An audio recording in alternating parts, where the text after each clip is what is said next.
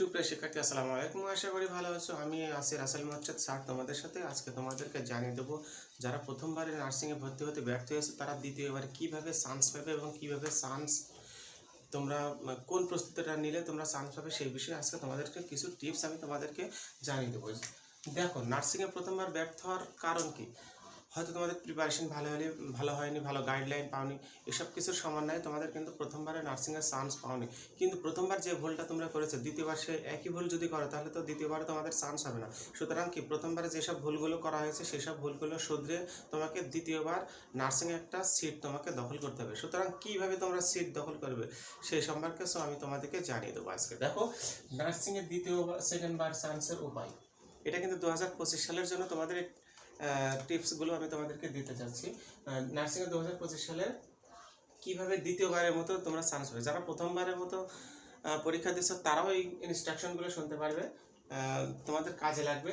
হ্যাঁ, দেখো, ডেইলি কত ঘন্টা, এখন বলো ডেইলি কত ঘন্টা একটা নির্দিষ্ট সময় তুমি বের করে নেবা। অর্থাৎ তোমরা অনেকেই প্রশ্ন করেছো, ভাইয়া ডেইলি কত ঘন্টা করে পড়বো, কত ঘন্টা করে পড়লে হয়। এখন কথা হলো, তুমি কত ঘন্টা পড়লে তোমার পড়াটা কমপ্লিট হয়, এটা হচ্ছে সবচেয়ে মুখ্য বিষয়। এটা একটা মেজর বিষয় যে তুমি কত ঘন্টা পড়লে তোমার এই সাবজেক্টগুলো, এই টপিকসগুলো কমপ্লিট করতে পারো। সুতরাং সেই টাইমটাই তোমার কাছে সেই কয় ঘন্টা। তুমি যদি বলো যে ভাই আমি 3 ঘন্টা পড়বো, আমি 2 ঘন্টা পড়বো, আমার 6 ঘন্টা লাগবে, সেটা এনাফ তোমার জন্য। তোমার যদি 2 ঘন্টা হয়ে যায় তাহলে সেটা এনাফ। যদি 2 ঘন্টায় না হয় তুমি 4 ঘন্টা পড়বে, 4 ঘন্টায় না হয়ে যায় তাহলে তুমি আরও 1 ঘন্টা বাড়ায় দেবে। তবে একটা জিনিস মনে রাখো, তোমরা এখনও তোমাদের নার্সিংয়ে ভর্তি পরীক্ষার জন্য 5-6 মাস, 4-5 মাস সময় আছে। সুতরাং এখন যদি তোমরা ধীরে ধীরে তোমাদের পড়ার গতিটা বাড়ো, তোমাদের পড়ার সময়ের ব্যবধানটা, ঘন্টাটা বাড়াও, তাহলে তোমাদের লোড নিতে অনেক কষ্ট হবে। কিন্তু তুমি প্রথম দিনে যদি 14-15 ঘন্টা পড়ো, দ্বিতীয় দিন তোমার পড়তে মন চাইবে না, পরের দিন 10 ঘন্টা পড়ো, বা আবার পরের দিন 16 ঘন্টা পড়ো। এভাবে পড়তে গেলে তুমি যে লোড যে তোমার যেটা নেওয়ার দরকার সেটা তুমি নিতে পারবে না, এবং তোমাকে কি, তুমি মাঝখান থেকে এনার্জি লস করবে। সুতরাং তোমাকে একটা মিনিমাম সময় বের করতে হবে যে আমি রেগুলার 6 ঘন্টা করে বা 5 ঘন্টা করে এই 5-6 মাস পড়বো। অবশ্যই তোমরা ভালো একটা ফলাফল করতে পারবে। কোথা থেকে পড়বে, অনেকেই জানতে চাইছে, ভাইয়া কোথা থেকে পড়বো।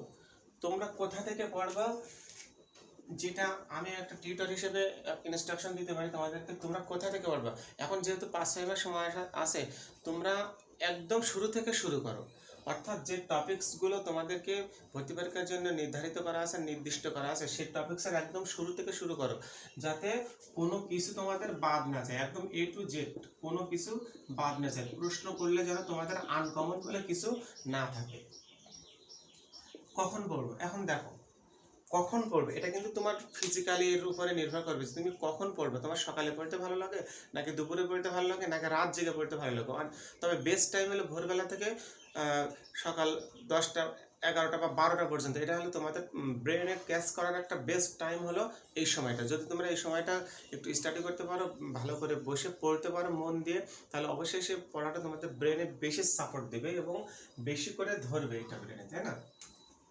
তাহলে তোমার পড়ার সময়টা, তোমার যখন ভালো লাগবে সেটাই হলো তোমার পড়ার সময়। তুমি অনেকেই মনে করো যে সকাল 10টা পর্যন্ত ঘুমাবো, অর্থাৎ তারপরে দুপুরে খেয়ে দিয়ে পড়াশোনা করব, অথবা বিকালে পড়তে ভালো লাগে না, সন্ধ্যা থেকে রাত 12টা-1টা পর্যন্ত পড়বে। এই সময়টাই হলো তোমার জন্য বেস্ট সময়। অর্থাৎ যে সময়টা তোমার জন্য ভালো লাগে সেটাই হলো তোমার জন্য বেস্ট সময়। কিভাবে পড়বো তোমাকে আগেই জানিয়েছি যে তোমরা কিভাবে স্টাডি শুরু করবে। দেখো, বাংলাদেশে অনেক কোচিং সেন্টার আছে, অফলাইন অনলাইন, যেগুলো তোমাকে একটা ভালো সাপোর্ট দিতে পারে। সেখানে অনেক জায়গা থাকে 100টা ক্লাস, 120টি ক্লাস, অনেকগুলো এক্সাম থাকে। তুমি যদি উইকলি, মান্থলি যদি বা ডেইলি যদি এক্সামের মধ্যে থাকো, তাহলে তুমি একটা প্রেশারের মধ্যে থাকবে, পড়ার চাপের মধ্যে থাকবে, এবং সেই পড়াটা তোমার জন্য ভালো হবে। এখন খেয়াল করো, যে পড়াগুলো তুমি করবে, যে স্টাডিগুলো তুমি করবে যে অধ্যায় থেকে, সেই অধ্যায়ের যদি তুমি রেগুলার পরীক্ষা দিতে থাকো প্রতিদিন নিজেকে যাচাই করার জন্য, তাহলে অবশ্যই তুমি কতটুকু প্রোগ্রেস, কতটুকু ইমপ্রুভ করতে পেরেছো সেটা তুমি নিজেই বুঝতে পারবে। এখন দেখো, প্র্যাকটিস কিভাবে প্র্যাকটিস করবে। তোমাকে আগেই বলেছি, ডেইলি তোমাকে প্র্যাকটিস করতে হবে। ডেইলি একটা এক্সামের ব্যাপার থাকতে হবে। সাপোজ তুমি একদিনে 2টা অধ্যায় পড়লে, সেই 2টা অধ্যায়ের উপর তুমি 5 মার্ক বা 10 মার্কের একটা এক্সাম নিজে নিজে দেবে। যাতে তুমি নিজেকে যাচাই করতে পারো যে এটা আমি কতটুকু পড়তে পেরেছি এবং কতটুকু আমার ব্রেনে এটা ধরে রেখেছে। Weekly practice.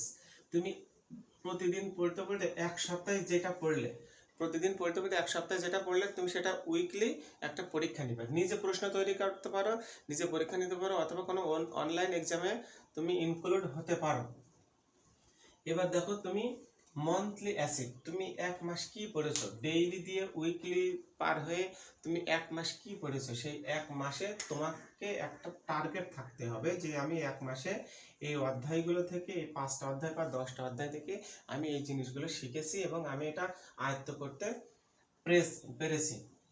তাহলে তুমি বুঝতে পারবে এই মান্থলি যে এই মান্থলি যে এক্সামটা তুমি দিবে, তাহলে তুমি ওই পরীক্ষাটা দেওয়ার পরে বুঝতে পারবে যে আমার অর্জনটুকু কতটুকু হয়েছে এবং আমি আমার চূড়ান্ত পরীক্ষায় কিভাবে, আমার চূড়ান্ত পরীক্ষায় কতটুকু ভালো করতে পারবো। এর উপরে বেসিস করে তুমি বুঝতে পারবে যে চূড়ান্ত পরীক্ষায় তোমার কেমন ভালো হবে। থ্রি রিভিশন, অর্থাৎ এই 3বার একটা পড়া তুমি এক সপ্তাহে যেটা পড়বে, 8ম দিনের মাথায় সেই পড়াটা রিভিশন করবে। 15 দিন যেটা পড়বে 16 দিনের মাথায় সেটা রিভিশন করবে। এক মাস যেটা পড়বে সেটা মিনিমাম 3বার রিভিশন দিবে। এই যে 3বার রিভিশন দেওয়ার হয় কি, আসলে ব্রেন আমাদের এমন যে আমরা যত ভালো ব্রেন হই না কেন, পড়াশোনা করতে করতে এক পর্যায়ে সেই পড়াগুলো আবার ভুলে যেতে হয়। এটা নর্মালি ন্যাচারালি এটা হয়ে থাকে। সুতরাং তোমরা যদি এটা পড়ে এবং রিভিশন দাও, তাহলে তোমাদের পুরোনো পড়াগুলো আবার ব্রেনে আসবে এবং মনে থাকবে পড়াগুলো। মেইনলি তুমি যতই পড়ো সেটা যদি মনে না থাকে তাহলে তো কোনো লাভ হলো না। সুতরাং তুমি যতই পড়বে, অল্প পড়বে, কিন্তু সেটা তোমাকে মনে রাখতে হবে এবং পরীক্ষায় যাতে অ্যান্সার করতে পারো সেটা সেই পারগতা তোমার থাকতে হবে। সাপোজ তুমি একটা পরীক্ষা দিলে 4টি অপশন আছে, তো এখন যদি তোমার স্ট্রংলি জানা থাকে যে কোনটা উত্তর, তাহলে তুমি একবারে ক বা খ দাগিয়ে দেবে। কিন্তু তোমার যদি কনফিউশন থাকে 4টির ভিতরে, তাহলে সেখানে তোমার কি ভুল অ্যান্সার করবে, তোমার নাম্বার মাইনাস হয়ে যাবে। তার মানে কি, অ্যান্সার তো ভুল হলোই, অনেক জায়গায় নেগেটিভ মার্ক থাকে, সেখানে তোমার কাছে বরং বোর্ড আরো নাম্বার পেয়ে গেল। এবার দেখো স্টাডি প্ল্যানটা কেমন থাকতে হবে তোমার। ইংলিশ, অবশ্যই তুমি ইংরেজি রয়েছে তোমার ভর্তি পরীক্ষার জন্য, সাধারণ জ্ঞান রয়েছে ভর্তি পরীক্ষার জন্য, বাংলা পার্ট রয়েছে ভর্তি পরীক্ষার জন্য, ম্যাথ রয়েছে 10 মার্কের ভর্তি পরীক্ষার জন্য, এরপরে জেনারেল নলেজ রয়েছে, ফিজিক্স রয়েছে, বায়োলজি রয়েছে, কেমিস্ট্রি রয়েছে। সুতরাং কি এই সকল বিষয়ে তোমাকে আয়ত্ত রাখতে হবে, সেখান থেকে একটা 80% বা 85% মার্ক ক্যারি করার জন্য। অর্থাৎ ভর্তি পরীক্ষায় তুমি সবসময় মনে রাখো এখানে সর্বোচ্চ কম্পিটিশন হয়ে থাকে। বাংলাদেশের মেধাবীরাই অন্তত নার্সিংয়ে ভর্তি পরীক্ষায় অংশগ্রহণ করে, বিশ্ববিদ্যালয়ে ভর্তি পরীক্ষায় অংশগ্রহণ করে। কারণ তোমরা জানো যে ভর্তি পরীক্ষায় অংশগ্রহণ করতে হলে ব্যাকগ্রাউন্ড ন্যূনতম একটা ম্যাক্সিমাম মার্ক থাকা লাগে। সুতরাং ম্যাক্সিমাম মার্ক কাদের থাকে, যারা মেধাবী স্টুডেন্ট, তোমার মতো যারা মেরিট স্টুডেন্ট তাদেরকেই ম্যাক্সিমাম মার্ক থাকে। সুতরাং এখানে ম্যাক্সিমাম মেধাবী যারা তাদেরই একটা কম্পিটিশন, অর্থাৎ ভালোদের মধ্যে তোমাকে ভালো হতে হবে। তাহলে বুঝতে পারছো যে কেমন স্টাডি করতে হবে। এইসব সকল বিষয় তোমাকে যদি আয়ত্ত রাখতে পারো, তাহলে অবশ্যই তুমি ভর্তি পরীক্ষায় একটা ভালো করতে পারো। তাহলে কি নার্সিং এর সেকেন্ড টাইম চান্সের যে তোমার যে সিক্রেট টিপসগুলো বললাম, এগুলো যদি তুমি মেনে চলো, অবশ্যই তোমাকে নার্সিংয়ে চান্স পাওয়া উচিত। হ্যাঁ, চান্স পাবে তুমি, আমার এটা কমপ্লিটলি বিশ্বাস। সুতরাং যারা 2025 সালে নার্সিংয়ে ভর্তি হতে চাও, এখনও 4 থেকে 5 মাস বা 5.5 মাস সময় রয়েছে। এখন থেকে যদি স্টাডি করো, তাহলে নিশ্চিত তোমার একটা সিট সেখানে পাওনা হয়ে থাকবে। এরপরে যদি কোনো তথ্য তোমাদের জানার প্রয়োজন হয়, আমার ফেসবুক পেজ এখানে রয়েছে, রাসেল স্যার 90 সার্চ দিলে তুমি ফেসবুক পেজে পেয়ে যাবে। এছাড়া নাম্বার রয়েছে 01742184042। এখানে যে কোনো সময় ভাইয়াকে কল দিলে তোমরা যে কোনো তথ্য আমার কাছে জেনে নিতে পারবে। এছাড়া ভর্তির সকল আপডেট আমি এরপরে জানিয়ে দেবো আমার ইউটিউব চ্যানেল অ্যাডমিশন বিডিতে, তোমরা সাবস্ক্রাইব করতে পারো। এখান থেকে বিভিন্ন ধরনের ভিডিও আমি তোমাদেরকে আপলোড দেবো ভর্তি সংক্রান্ত।